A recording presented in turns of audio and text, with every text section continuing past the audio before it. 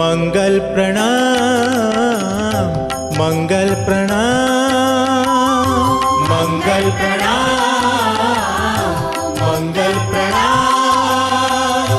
मंगल गुरु जी को प्रेम प्रणाम, मंगल गुरु जी को प्रेम प्रणाम। मंगल प्रणाम, मंगल प्रणाम।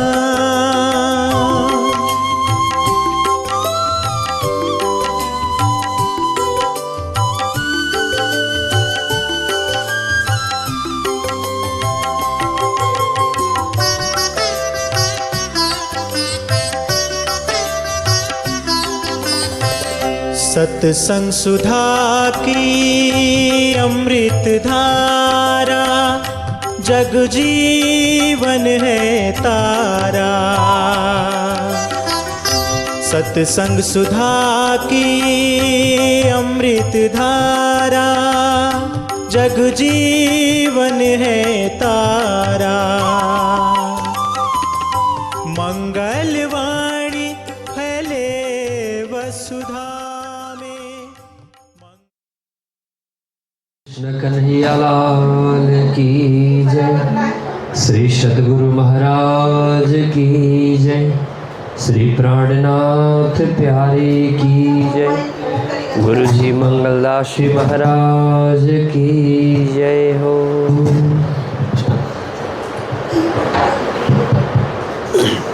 निजानंद को सुमीर के, सतगुरु का कर ध्यान। सुंदर साथ के चरण में, दास करे प्रणाम।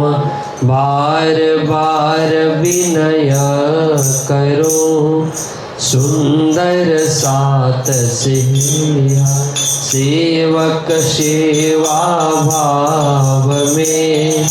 बाढ़े प्रेम स्नेह, सेवक सेवा भाव में। बाढ़े प्रेम स्नेह। ब्रजपति मोहन हे घन श्याम, पतित पावन राधे श्याम। ब्रजपति मोहन हे घन श्याम, पतित पावन राधे श्याम। हे नंदनंदन हे ब्रजराज, पूर्ण चिद घन हे श्रीराज। हे मुरलीधर हे नंदलाल, रसिक शिरोमणि है गोपाल। हे मम रक्षक हे मम नाथ, दीन बंधो है गोपीनाथ। हे पूर्णानंद सच्चिद आनंद, श्री प्राणनाथ हे आनंद कंद। ब्रजपति मोहन हे घन श्याम, पतित पावन ओ पतित पावन राधे श्याम। कृष्ण प्यारे से विनती हमारे, राज श्याम से अर्जी हमारे। दर्शन दे जाना श्री श्यामा, दर्शन दे जाना।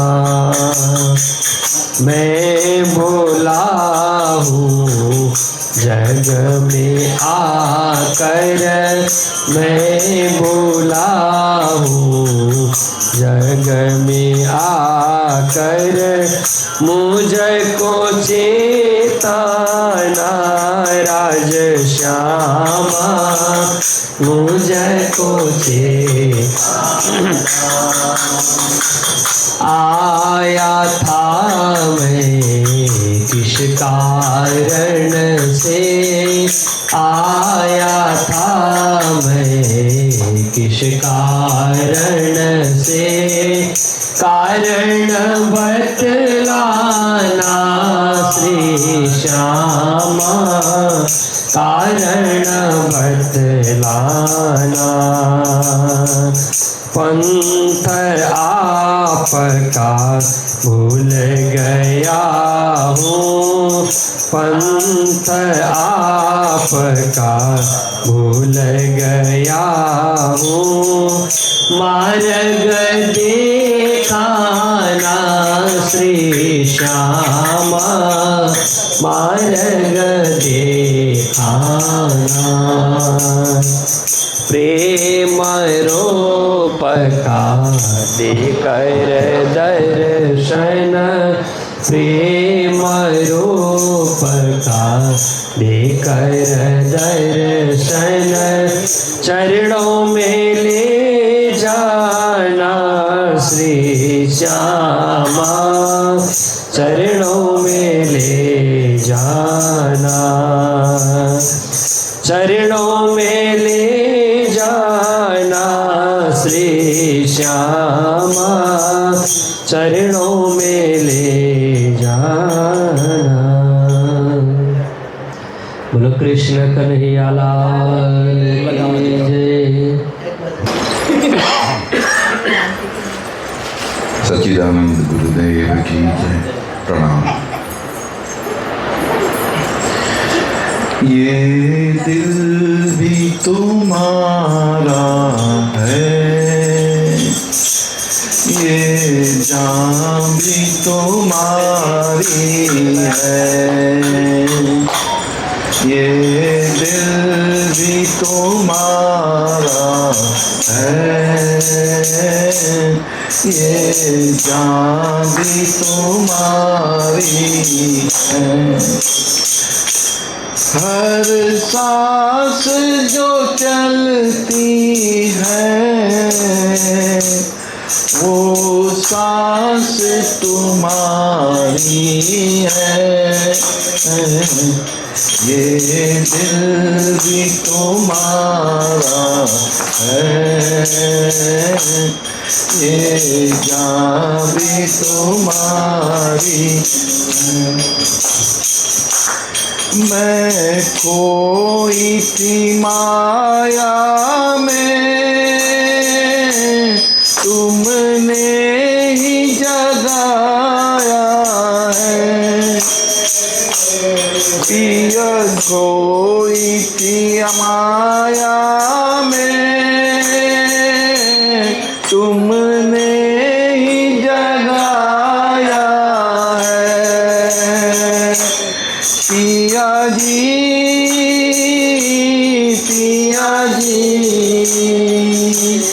ये नजर करम मुझ पर और अपना बनाया है कैसे इनकार करो क्या मजल तुम्हारी है ये दिल भी तुम्हारा है ये जान भी तुम्हारी क्या थी और अब क्या हूँ सब तेरी इनायत है क्या थी और अब क्या हूँ सब तेरी इनायत है पिया जी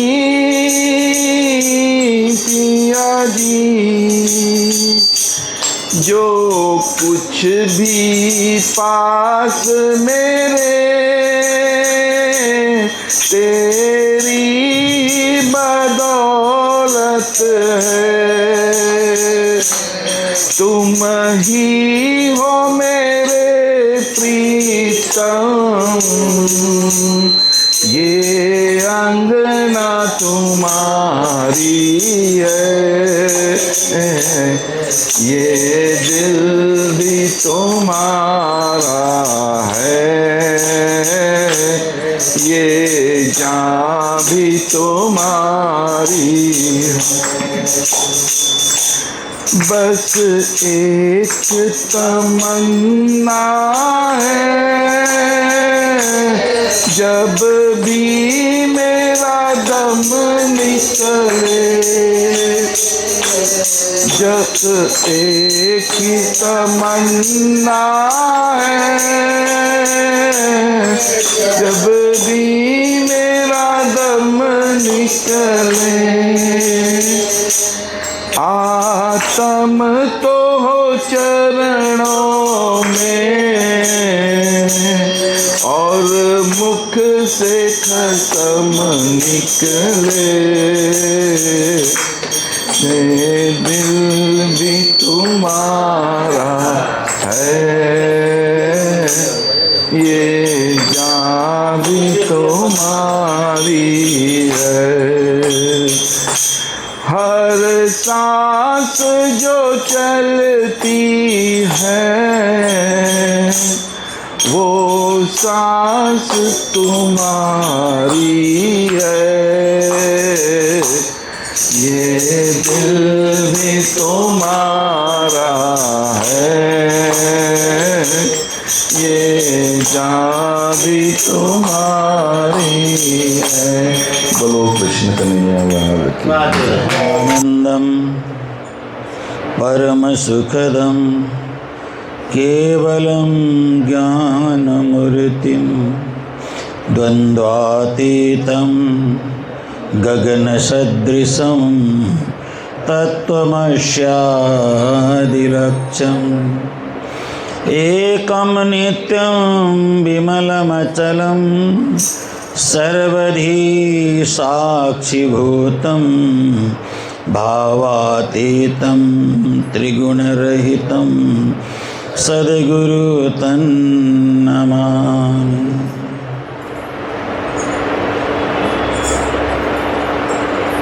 एक छोटा सा भजन मैं भी आज गाने की कोशिश कर रहा हूँ। बहुत साल हो गए भजन गाना छोड़ दिया है। कथा में, भागवत में, प्रवचन में ज़्यादा समय लगता है। फिर भी एक भजन। पवन चले किस नाम से, पवन चले किस नाम से, सूरज ढल किस नाम से, सूरज ढल किस नाम से, दुनिया में सब कुछ करने वाले ये प्रभु तुम घन श्याम रे। दुनिया में सब कुछ करने वाले ये प्रभु तुम घन श्याम। हे पवन चले किस गाम से, पवन चले किस गाम, सूरज ढल किस नाम से, सूरज ढल किस नाम से, दुनिया में सब कुछ करने वाले हे प्रभु तुम घन श्याम रे। दुनिया में सब कुछ करने वाले, हे प्रभु तुम घन श्याम रे। फूलों में खुशबू, हवाओं में बहना, फूलों में खुशबू, हवाओं में बहना, नदियों में ये झरने, फूलों में खुशबू, हवाओं में बहना, नदियों में ये झरने।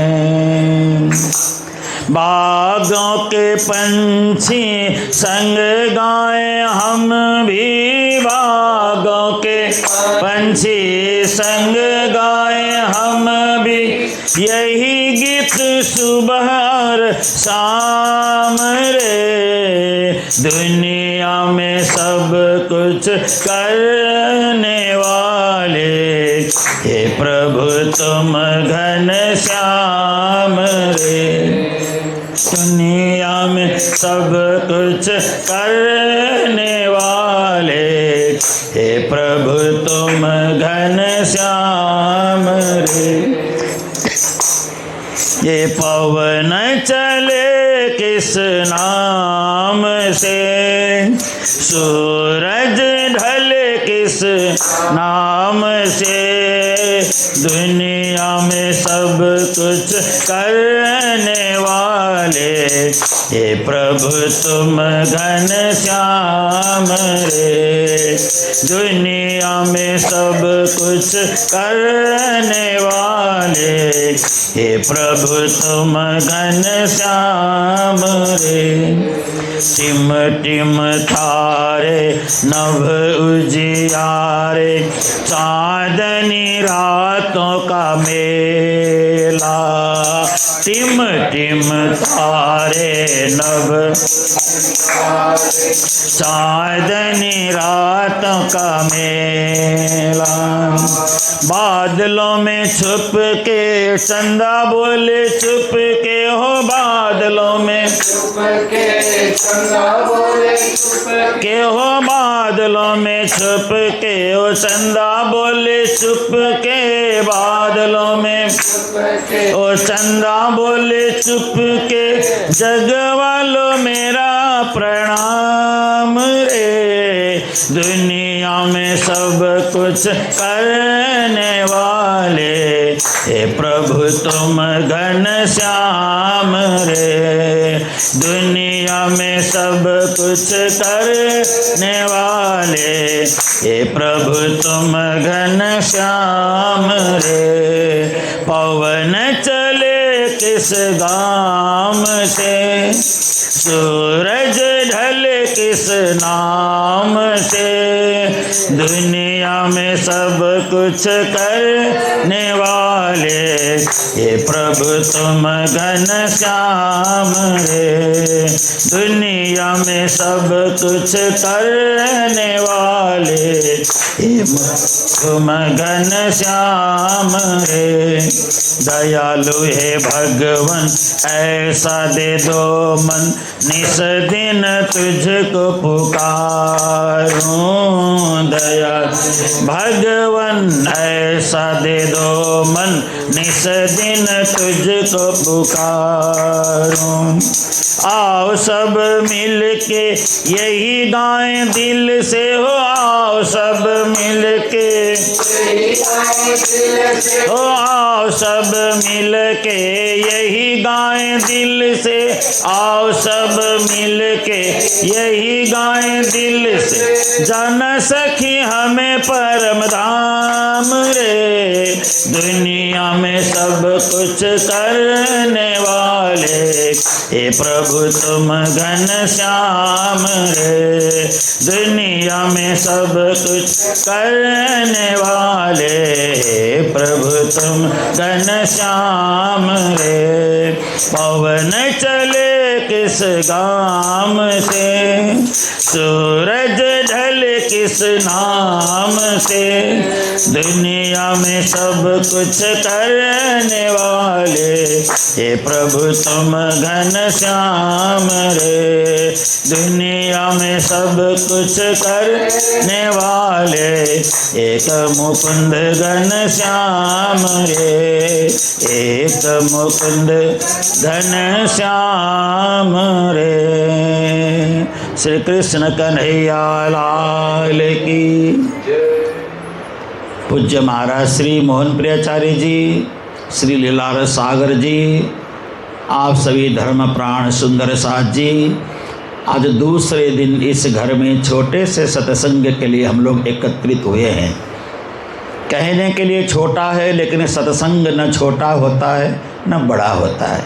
सत्संग सत्संग ही होता है।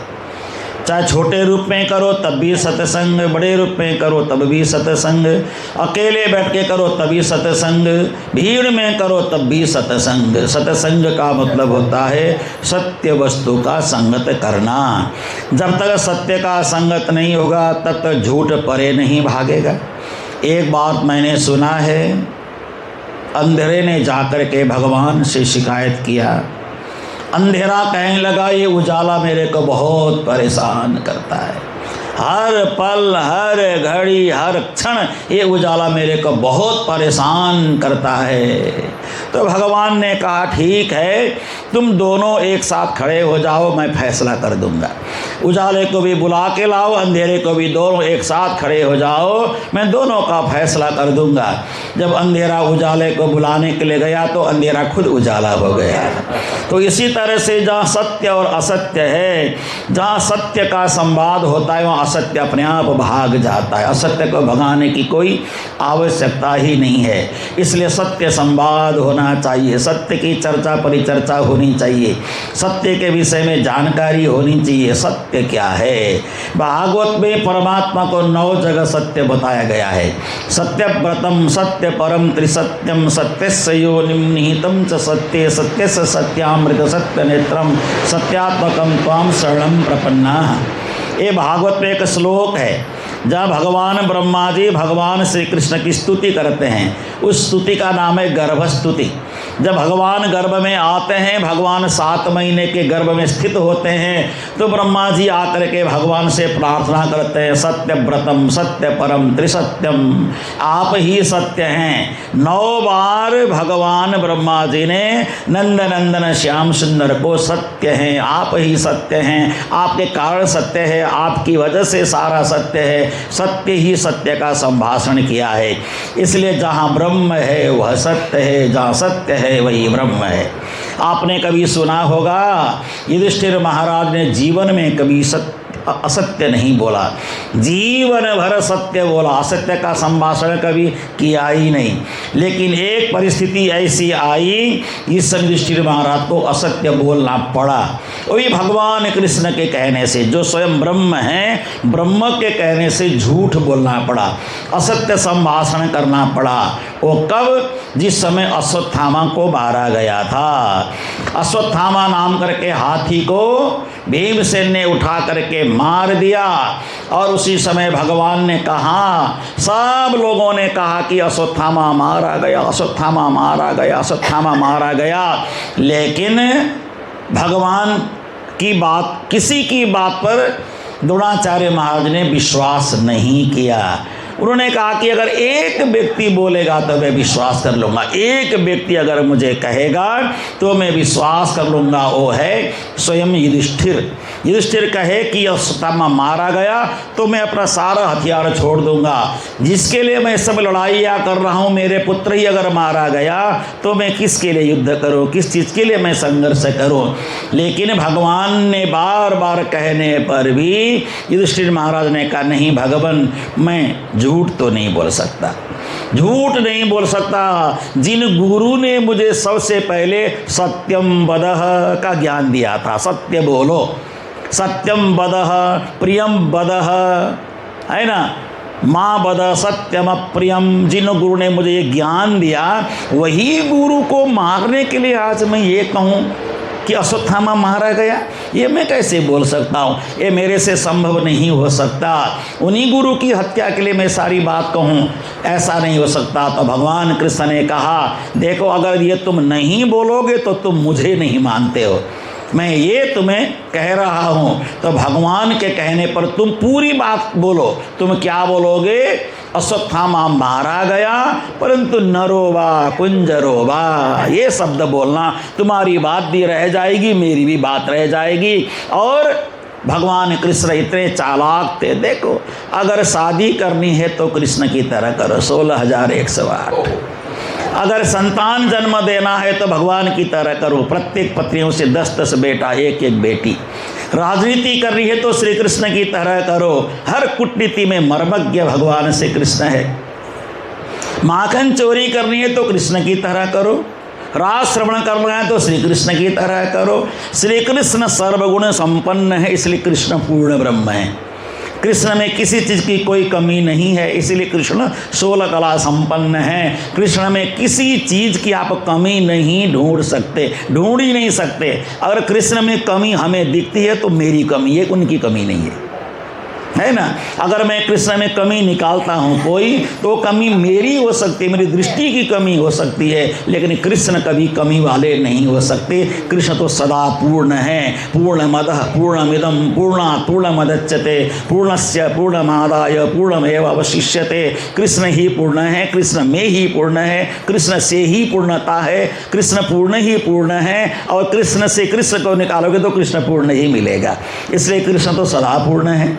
लेकिन भगवान कृष्ण ने ऐसी राजनीति खेली, युधिष्ठिर महाराज ने जोर से कहा अश्वत्थामा मारा गया, लेकिन हाथी या मनुष्य इसका मुझे पता नहीं चला। बोलते ही भगवान ने जोर से पांचजन्य नाम करके शंख को बजा दिया। शब्द भी पूरी हो गई, शंख से सुनाई भी नहीं पड़ा, द्रोणाचार्य भी मारे गए। जैसे ही इतनी घटना घटी, उसी समय द्रोणाचार्य ने सब कुछ छोड़ते ही युधिष्ठिर महाराज का रथ जमीन पे आ गया। देखिए अब तक उनका रथ जमीन से ऊपर चलता था, एक 5 उंगली ऊपर चलता था, 5 उंगली ऊपर उनका रथ चलता था, जमीन पे उनका पहिया नहीं लगता था, उनका पहिया जमीन से ऊपर चलता था। असत्य संभाषण करते ही उनका रथ जमीन पे चलने लग गया। देखिए एक शब्द असत्य बोलने से हम जमीन पे उतर सकते हैं, तो हम जीवन में कितने बार असत्य बोलते हैं, जीवन में कितने बार हमसे झूठ बोला जाता है, असत्य संभाषण किया जाता है। इसलिए कोशिश ये करनी चाहिए हम जितना हो सके, जितना बन सके सत्य संभाषण करें, क्योंकि सत्य बोलना ही ब्रह्म को जानना है, सत्य बोलना ही परमात्मा को जानना है। अब जीवन में भगवान के पास बिल्कुल न जाएं, न मंदिर जाएं, न सत्संग करें, कुछ भी न करें, लेकिन जीवन भर सत्य बोलते रहें तो आप ब्रह्म के पास हैं, आप परमात्मा के पास हैं, आप ईश्वर के पास हैं। क्योंकि सत्यम खलविदम ब्रह्म, ब्रह्म ही सत्य है, सत्य ही खलविदम, यानी संपूर्ण जगत में छाया हुआ है। सत्य अगर चूक जाए तो धरती के जो जितने भी आकाश में चलने वाले, इनको क्या कहते हैं, ये ग्रह वगैरह सब टकरा जाएंगे। देखो मैं कभी कभी सोचता हूँ, अकेले बैठ करके चिंतन करता हूँ, ग्रह सूत भर भी ग्रह नहीं हिलते हैं। एक ग्रह सूत भर हिल जाए पृथ्वी तहस नहस हो जाएगी, कुछ भी नहीं बचेगा। लेकिन सब अपने अपने ग्रह अपने लेवल में ही चलते हैं, कोई ग्रह चूकता नहीं है। और इंसान ऐसा ग्रह रूपी ग्राह है, चूकता ही चूकता है। इंसान हर समय चूकता है, मनुष्य हर जगह चूकता है, हर परिस्थिति में चूकता है, लेकिन ग्रह कभी नहीं चूकते, तारे कभी नहीं चूकते, चंद्रमा कभी नहीं चूकता, सूर्य कभी नहीं चूकता। सूर्य सोचे कि चलो 10-20 फुट में आगे ही आ जाऊं, आ जाए तो क्या फर्क पड़ेगा, लेकिन सूर्य हिल गया तो धरती खत्म। तो मनुष्य ही असत्य क्यों बोलता है? क्योंकि हमने ये असत्य का पुतला धारण किया हुआ है। असत्य के पुतले के अंदर सत्य रूपी ब्रह्म को समाया हुआ है, इसलिए कभी कभी असत्य हम बोल ही जाते हैं। लेकिन असत्य को सत्य में बदलने के लिए परमात्मा का नाम स्मरण, परमात्मा का नाम का जप करें, तो लंबी बातें नहीं करेंगे, क्योंकि बहुत गहरी गहरी बातें सुनाने से भी कई बार लोगों को ऊपर से निकल जाता है ना। तो लेकिन बहुत चिंतन करने वाली बात है, बहुत चिंतन करें, बहुत स्वाध्याय करें, बहुत मनन करें, सत्य संभाषण बोलने का प्रयास करें। इससे भी हमारे जीवन में परमात्मा के निकटतम स्थिति में हम सब पहुंच जाते हैं। तो आज पुनः एक बार हमारी माता जी विमला बहन जी के घर में सत्संग हुआ तो बहुत अच्छा लगा। राजी करे फिर एक सत्संग हो जाए, है ना, फिर एक सत्संग हो जाए। ये सत्संग होते ही रहना चाहिए। इन्हीं शुभकामना सद्भावना के साथ मैं मेरी वाणी को विराम दे रहा हूँ। एक दो जयकारे लगाएं। श्री कृष्ण चंद्र भगवान की, श्री महाराज की प्रणाम। बंदो सतगुरु चरण को करु धनि प्रेम प्रणाम। अशुभ हरण मंगल करना श्रीदेव चंद्र जी नाम। श्री प्राणनाथ तुम सत्य हो, तुमसे चलत जहाज। मैं अधीन करनी नहीं वाह ग्रहे की लाज। मंगल कृष्ण प्रणाम है मंगल धर्म प्रकाश। मंगल सुंदर साथ हैं मंगल धाम उजास। मंगल सुंदर साथ हैं मंगल धाम उजास। बोलो वृंदावन बिहारी लाल की, सद्गुरु महाराज की, श्री प्राणनाथ प्यारे की, गुरुजी मंगलदास महाराज की। अभी अभी आप लोग सत्य की बातें सुन रहे थे और सत्य के संदर्भ में महामती स्वामी श्री प्राणनाथ जी महाराज अपनी वाणी में बताते हैं, सत्य व्रत धारण सो पालिए, जहाँ लगे उभो देहा। अनेक विघ्न पड़े जो माथे, तोहे न मुकिए सनेहा। कहते हैं सत्य व्रत को आप पालन करो, जीवन में धारण करो। सत्य के धारण करने में अनेक विघ्न बाधाएं आएंगी, पर सत्य को न छोड़ो, क्योंकि सत्यमेव जयते। अंत में जाकर के सत्य ही विजयी होता है। झूठ कहीं न कहीं जाकर के फंस जाएगा, अटक जाएगा, भटक जाएगा, दिशाहीन हो जाएगा। अंत में सत्य ही विजयी होता है। इसीलिए प्राणनाथ जी का सत्य व्रत धारण सो पालिए। कब तक पालन करें? जहाँ लगे उभो देहा, जब तक शरीर खड़ा है, जब तक आप जिंदा हैं। तो इस प्रकार से सत्य की महिमा गाई गई है। और सत्य वचन बोलने वाले युधिष्ठिर की बात आप सुन रहे थे, तो आप देखिए कि प्राणनाथ जी ने भी प्रहलाद, युधिष्ठिर, वसुदेव, बलि, रुक्मा, गद, हरिश्चंद्र, सघाल, दधीचि, मोर, ध्वज, कसनी, कर छूटे या फंद, सत्यवादी नाम के तेले हूँ, कई हुए तरन तारन, सत न छोड़े कई दुख सहे, सोई आदिन के कारण। कहा प्रहलाद, युधिष्ठिर, वसुदेव, बलि, रुक्मा, गद, हरिश्चंद्र, सगाल, दधीचि, मोरध्वज, ये बड़े बड़े महापुरुष हो गए। उन्होंने सत्य धर्म को नहीं छोड़ा, अनेक कष्टों को सहा। इसलिए विश्व में आज भी उनका नाम ऊंचा है। जहाँ सत्य की बात आती है तो उनका उदाहरण दिया जाता है, वो एग्जाम्पल बन गए दुनिया के लिए।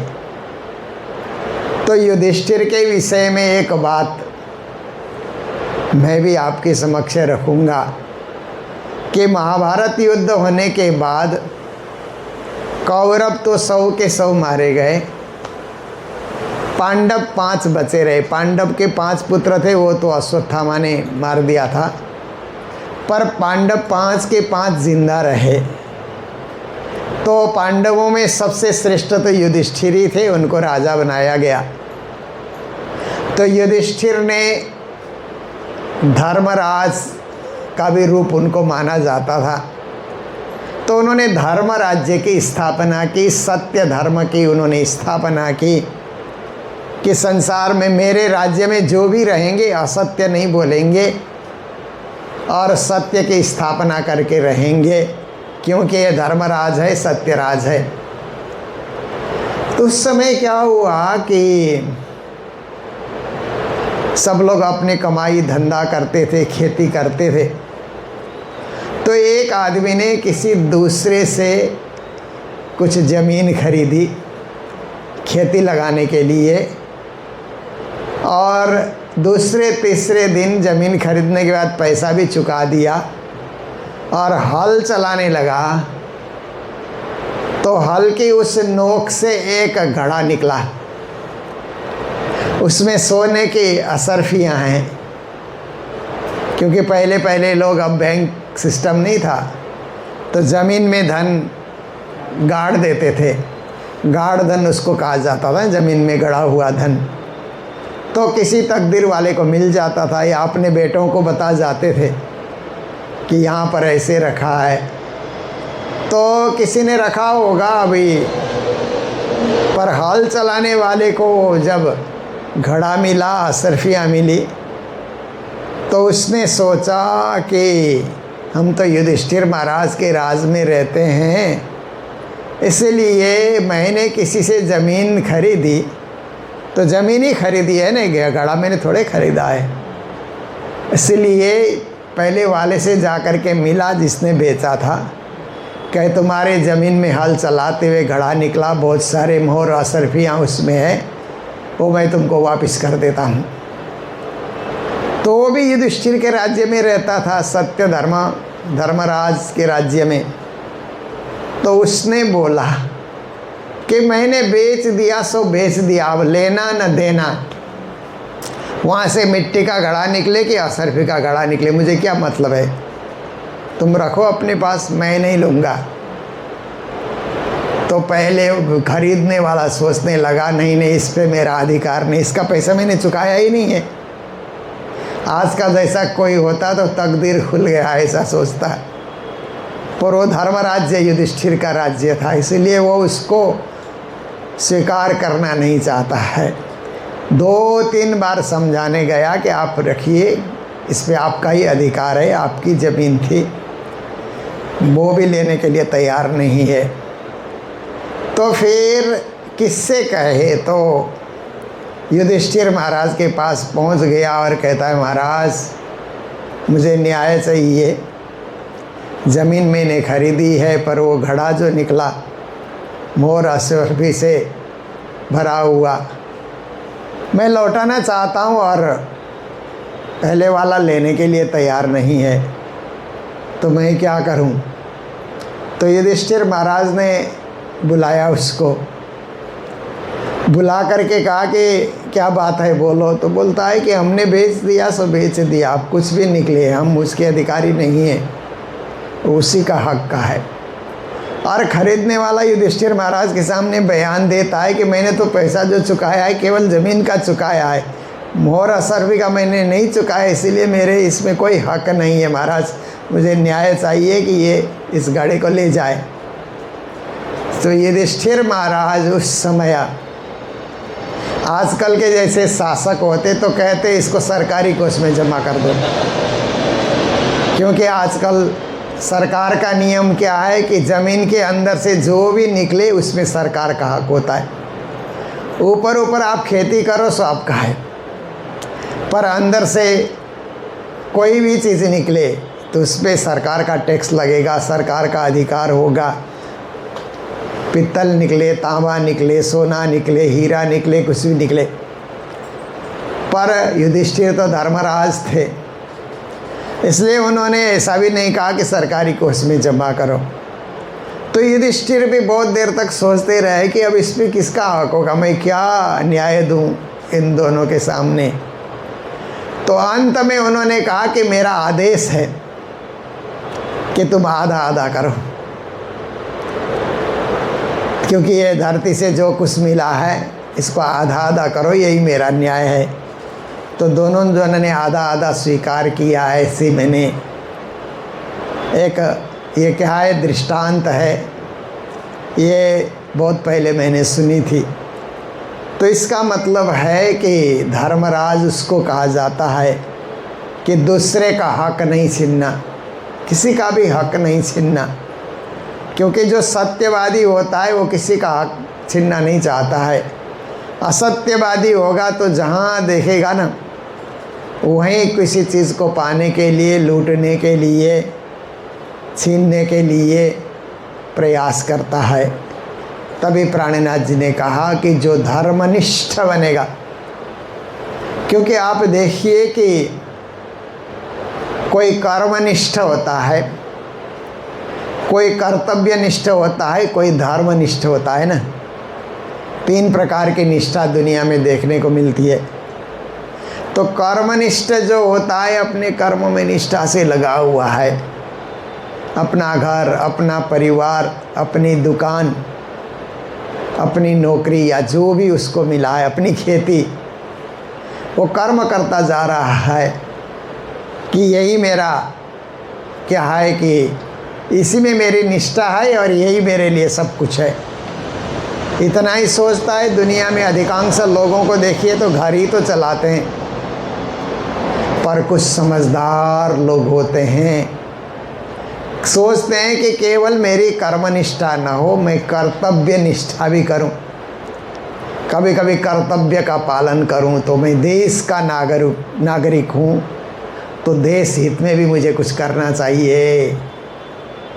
और कभी कभी देश के लिए मैं आगे बढ़ूं, और देश हित में सबसे बड़ा है कि मैं वोट डालने के लिए जाऊं, ताकि अच्छे लोग चुन करके आएँ और देश का उत्थान हो, समाज का उत्थान हो, राष्ट्र का उत्थान हो। और देश के लिए हम क्या है कि देश में कहीं कहीं भूकंप आ जाए, कहीं इस प्रकार से प्राकृतिक प्रकोप हो जाए, कहीं समुद्र में कहीं लहरें आ जाएं और उसका नुकसान हो, तो मैं कुछ अंश में वहाँ दान पुण्य कर सकूं, कर्तव्य पालन करूं। और इतना नहीं तो कहीं कोई गरीब है, दुखी है, अनाथ है, असहाय है, ऐसे लोगों को ऊपर उठाने के लिए मैं कुछ सहायक बनूं। तो परिवार से थोड़ा ऊपर उठाना, औरों के लिए सोचा उसने, अपने लिए जिए तो क्या जिए, तू जी ए दिल जमाने के लिए। कवियों ने कहा ना, अपने लिए जीना ये तो कौन सी बड़ी बात है, ये तो जानवर भी जीते हैं। मनुष्य है तो जमाने के लिए, मानवता के लिए, परोपकार के लिए वो जिए, उसके लिए कर्तव्य निष्ठा ऐसा कहा जाता है। और तीसरी निष्ठा है धर्मनिष्ठा, जो प्राणनाथ जी हमें बता रहे हैं। धर्म में हम निष्ठा पूर्वक जब लगते हैं तो कभी कोई चीज़ हम विलंब नहीं करते, फिर उठने में भी विलंब नहीं करते, क्योंकि हमें तो सेवा पूजा करनी है, राज्य की आरती करनी है, भोग धराना है, हम धर्मनिष्ठ हैं, तो उठने में भी विलंब नहीं करेंगे, पूजा करने में भी विलंब नहीं करेंगे। और कहीं तीर्थ व्रत जाने का मौका मिले तो वहाँ भी विलंब हम नहीं करते हैं। धर्मनिष्ठ जो व्यक्ति होता है धर्म को याद करके ही कदम आगे बढ़ाता है, और ऐसा व्यक्ति घर से निकलता है तो राज्य को प्रणाम करके ही निकलेगा, राज्य पे निष्ठा रख करके, हे श्री राज्य आपकी कृपा हो कि दिन अच्छा, सुबह सुबह दिन जाए और मेरे से शुभ शुभ कर्म हो, अच्छा कर्म हम कर सकें। और लौट के आता है तो पहले राज्य को ही प्रणाम करता है, क्योंकि वह धर्मनिष्ठ व्यक्ति है ना। नहीं तो कई लोग घर में मंदिर तो सजा लेते हैं, परंतु मंदिर में जाते नहीं, परिवार के सभी सदस्य भी नहीं जाते हैं। कई परिवार में है मंदिर, और कई जगह मैंने देखा कि मंदिर तो है पर राज्य का श्रृंगार महीने भर से बदला ही नहीं है। ऐसे भी है, ऐसे एक बार सजा दिया तो सजा दिया, राज्य का दरबार बना दिया, फिर दूसरे दिन तीसरे दिन, ऐसे तो हो सके तो रोज़ ही हम श्रृंगार बदलें, एक रुमाल ही तो बदलना है और कौन सी बड़ी बात है। जैसे हम कपड़े बदलते हैं ऐसे ही तो राज्य का श्रृंगार बदलना है। 7 दिन में 7 रुमाल हम रखेंगे तो 7 दिन का श्रृंगार का अपने आप ही बदलाव हो जाएगा। परंतु हम धर्मनिष्ठ हैं तो ये करेंगे, धर्मनिष्ठ नहीं है केवल हम दिखाने के लिए कर रहे हैं, तो और लोग आने से तो देख करके बोलेंगे क्या गजब का मंदिर है, कितना आपने सजाया है, तो खुश हो जाएंगे। हाँ देखो हमने कुछ सजाया तो लोगों ने देखा तो सही, पर शाम सवेरे भोग नहीं, आरती नहीं, पूजा नहीं, तो लोगों से प्रशंसा पाने से क्या हुआ। इसलिए धर्मनिष्ठ व्यक्ति जो है प्रशंसा का पात्र नहीं बनेगा। आत्म पवित्रता के लिए पूजा करेगा, पाठ करेगा, अपने आप को सुपुर्द करने के लिए, राज्य के चरणों में अपने आप को अर्पण करने के लिए वो धर्मनिष्ठ होकर के चलता है। तो श्री प्राणनाथ जी महाराज वाणी में हम सबको अत्यंत धर्मनिष्ठ बनने की प्रेरणा देते हैं, शिक्षा देते हैं। आज इतने में ही रख रहे हैं, क्योंकि हम लोग धीरे धीरे सद्गुरु श्री देवचंद जी और महामती प्राणनाथ जी के मिलाप की तिथि की ओर अग्रसर हो रहे हैं। और हम लोग मंदिर में भी मूल मिलावे में शनिवार को मिलाप की तिथि हम लोग मनाएंगे, नारियल बधार करके वहाँ भी।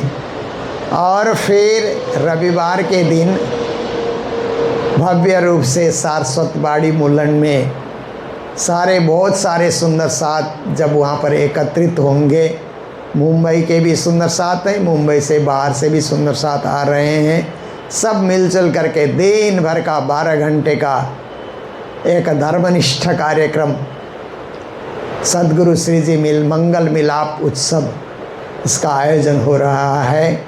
और आप समस्त सुंदर साथ इसके सक्रिय कार्यकर्ता भी हैं, और सभी सुंदर साथ मुंबई के सौभाग्यशाली हैं कि ऐसे उत्सव का आयोजन करने के लिए आप सब तत्पर होकर के लगे हुए हैं। तो ये कार्यक्रम बहुत ही सुंदर रीत से संपन्न हो, सफल हो, और ज़्यादा से ज़्यादा सुंदर साथ में प्रेम बढ़े, भाव बढ़े, भक्ति बढ़े, और गुरुजी मंगलदास जी के दिए हुए उपदेश और मार्गदर्शन को हम जीवन में अच्छी तरह से आत्मसात कर सकें, उतार सकें, अपना सकें। यही भाव लेते हुए हम लोग कार्यक्रम को सफल बनाएंगे। तो अभी इन्हीं शब्दों के साथ आप सभी को प्रणाम करते हुए वाणी चर्चा को विराम दे रहे हैं। बोलो सतगुरु महाराज की, श्री प्राणनाथ प्यारे की, सर्व सुंदर साथ की प्रणाम। मिलकर याद कर ले अपने पिया जी को, अपने पिया जी को, अपने धनी जी को, अपने पिया जी को, अपने धनी जी को। आओ मिलकर याद कर ले अपने पिया जी को, आओ मिलकर याद कर ले अपने पिया जी को।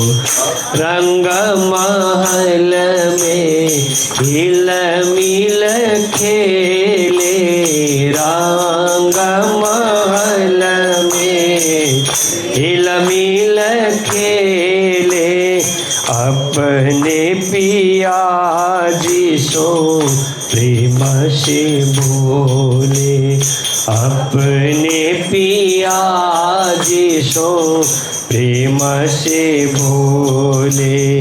आओ मिलकर याद कर ले अपने पिया जी को, आओ मिलकर याद कर ले।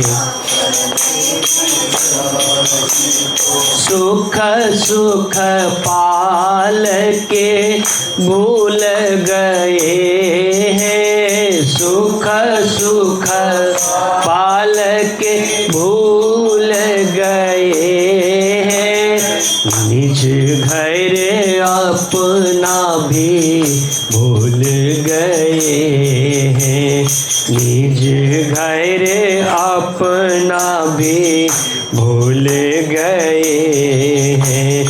आओ मिलकर याद कर ले अपने पिया जी को, आओ मिलकर याद याद कर ले अपने पिया जी को। सुख निज घर का तब ही पावे, सुख निज घर का तब ही पावे। धनी चरणों में जब ध्यान लगावे, धनी चरणों में जब ध्यान लगावे। आओ मिलकर याद कर ले अपने पिया जी को, आओ मिलकर याद कर ले अपने पिया जी को, आओ मिलकर याद कर ले अपने पिया जी को। श्री सतगुरु महाराज की। तो शोभा अतिलेत लहरे आवे मेहर सागर, खूबी सुख समेत। हुक्म मेहर के हाथ में, जोश मेहर के अंग। इश्क आवे मेर से बेशक इलम तीन संग। पूरी मेहर जित हक की तित और कहाँ चाहिए। हक मेहर तित होत है जित असल है निस्वार्थ। मेरा होता अवल से इतई होता हुक्म। जलूस सात सब तीन के कछु कमी न करत खशम। अकेला हुआ मेरे वास्ते माहे खिलावे सब मेरा। जाते मेरा जुदी हुई तब होता सब दो मेरा देखत खेल में लोग देखे ऊपर का जहूर। जाए अंदर मेरे कछु नहीं आकर होता हक से दूर। मेरे सुई जो बात नी जो मेरा बाहर और माही। आखर लग तरफ धनी की कमी कछुए आवत नाई। मेरा होता है चिन्ह पर मेरा देखत पांचों तत्व। पिंड ब्रह्मांड सब मेरे के बीच बसत। ए दुख रूपी इन जीमी में दुख ना काऊ दिखात। बात बड़ी है मेरे की जो दुख में सुखल बात। सुख में तो सुखदायम पर स्वाद न आवत ऊपर। दुख आए सुख आवत सो में लखोलत नजर। इन दुख की जिमी में बैठ के मेरे देखे दुख दूर। कायम सुख जो हक के सो मेरा करता हजूर। मैं देखा दिल विचार के इसका हक का जीत। इसक मेहर से आया अब्बल मेरे है तीत। अपना इलम जिन देते सो भी मेरा से बेसाक। मेरा सब भी दलावत जित हुक्म जोश मेरा। जाको लेता है मेरा में ताए पहले मेरे बनावे वजूद। गुण अंग इंद्रिय मेर की रूह मेरा फुकत माए बोध। मेरे सिंहासन बैठक और मेरा चवर सिर छात्र। सोबत से न्या मेरे की दिल चाहे मेरे बाजन का। बोली बुलावे मेरे की और मेरे का चलन। रात दिन दो मेरा होए मेरे मिलावा रूहाना। बंदगी जी कर मेर की, ए मेरा हक हुक्म रुह बैठी मेरे छाया मीने, ये मेरा इसका इलाम। जीता मेहर तित सब है, मेरा अव्वल लग आखर, शोभत मेरा देव ही कहूँ मेरा सिफत क्यों कर। यह जो दरिया मेर का बातों निजार देखत, सब सुख देखत तहाँ मेरा जीत बसत।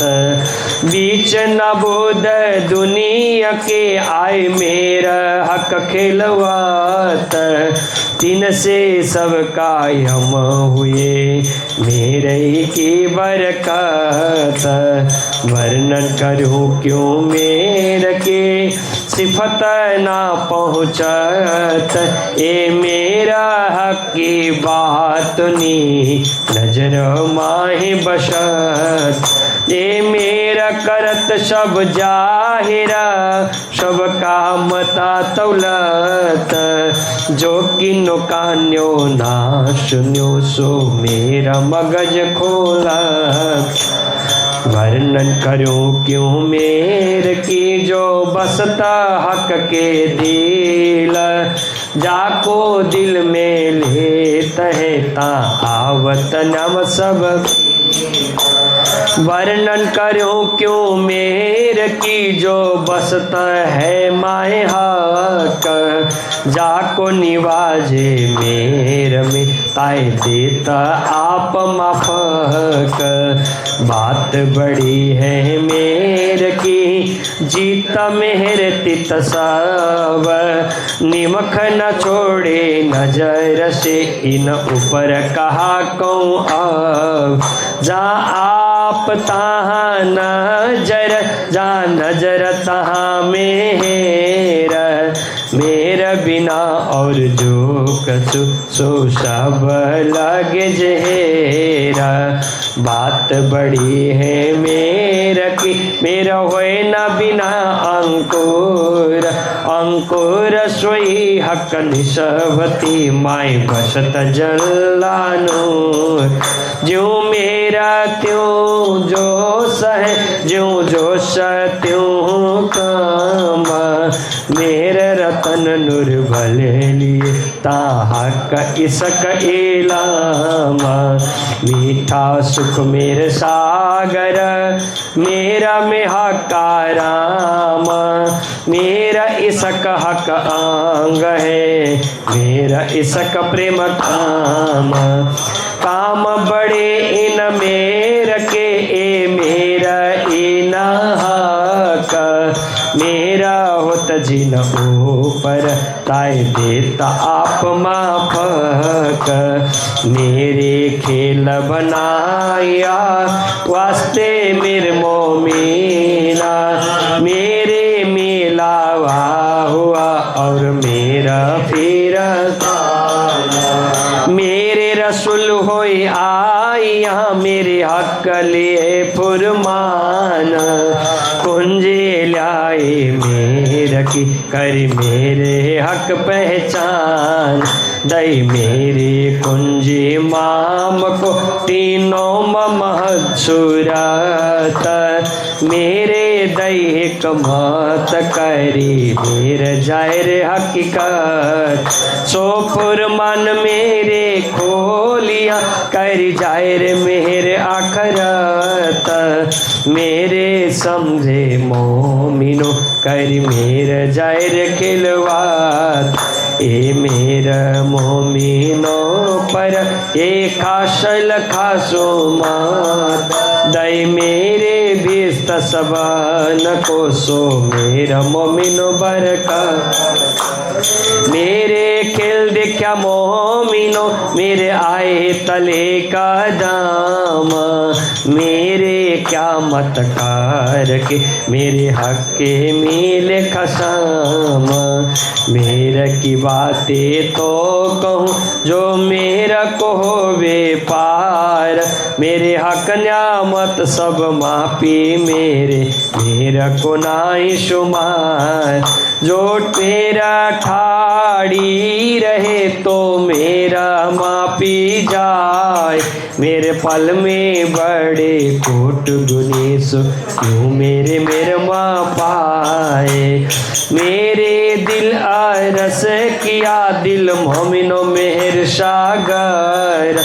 हक मेरे ले बैठे दिल में देखो मोमिनो मेहर का दर। बात बड़ी है मेरे की हक के दिल का प्यार। सो जानो दिल हक का क्या मेरे जाने मेरे को शुमार। जो एक वचन को मेरे का ले मेरा समझे सोए। अपार उम्र अपार जुआ तो मेरा कोई हिसाब ना। निपट बड़ा सागर आत्मा ए मेरे को नीके जान। जो मेरा होए तुझ ऊपर तो मेरा क्यों है पहचान। सात सागर वर्णन किए सागर आठवां भी नहीं साब। ए मेरा को पार न आवही जो कई कुट करूं किताब। ए मेरा मोमिन जान ही जिन ऊपर है मेरा। ताको हकी मेरे बिना और देखे सब जेर। श्री मोहम्मद कहे मोमिनो ए मेरा बड़ा सागर। सो मेरा हक कदमों तले प्यो मेरा सहक नजर। श्री मोहम्मद कहे मोमिनो ए मेरा बड़ा सागर। सो मेरा कदमों तले प्यो अमीर सहक नजर। प्यो अमीर सहक नजर। श्री कृष्ण सच्चिदानंद पार ब्रह्म पूर्ण परमात्मा। इसी नाम को भज भज के सदा सुख ले आत्मा। श्री कृष्ण सच्चिदानंद पार ब्रह्म पूर्ण परमात्मा। इसी नाम को भज भज के सदा सुख ले आत्मा। श्री कृष्ण सच्चिदानंद पार ब्रह्म पूर्ण परमात्मा। इसी नाम को भज भज के सदा सुख ले आत्मा। सदा आनंद ले आत्मा। बोलो कृष्ण कन्हैया लाल की जय। श्री सद्गुरु महाराज की जय। श्री प्राणनाथ प्यारे की जय। तीनोंपुरी धाम की जय। गुरु जी महाराज की जय। सर्व सुंदर साथ की जय। प्रणाम।